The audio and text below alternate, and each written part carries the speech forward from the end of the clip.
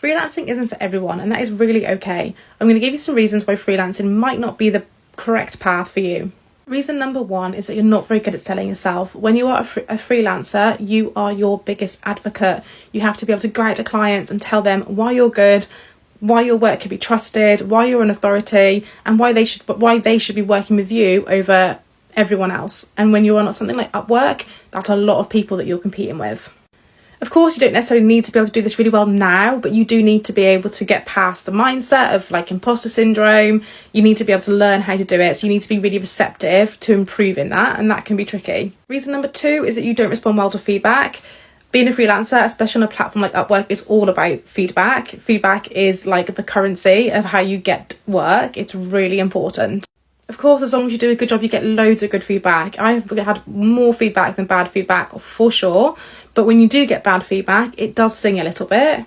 I received a 1-star review from a client who also told me that I was unskilled in the early days of freelancing. It was really hard, and I was actually really upset for like at least a day, maybe even 2 or 3 days. Not my confidence, but I had to be resilient enough to get through. One thing I will say about feedback is that, and this is good or bad feedback, it has always got at least a strand of truth in it. Even the worst feedback generally has got something in there that you should take away and learn from. So you need to be quite receptive and quite reflective so that you can take that feedback, zoom out, get yourself into a non-emotional place and look at it objectively and decide what is true and what you need to work on and what maybe was a bit unfair and just needs to be discarded. I've only worked with 2 clients out of maybe 50 who I thought were completely unreasonable with their feedback.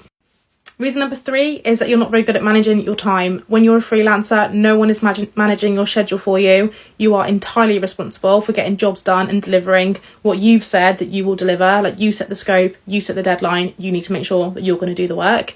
That has been a problem for me before, where I've had to probably work at least 16 hours a day at my desk to deliver projects because I said I would do them, and I did. And sometimes when you're starting out, you're going to make mistakes, you're going to underestimate the size of a job and probably stitch yourself up like I did, but you can get through with the right attitude.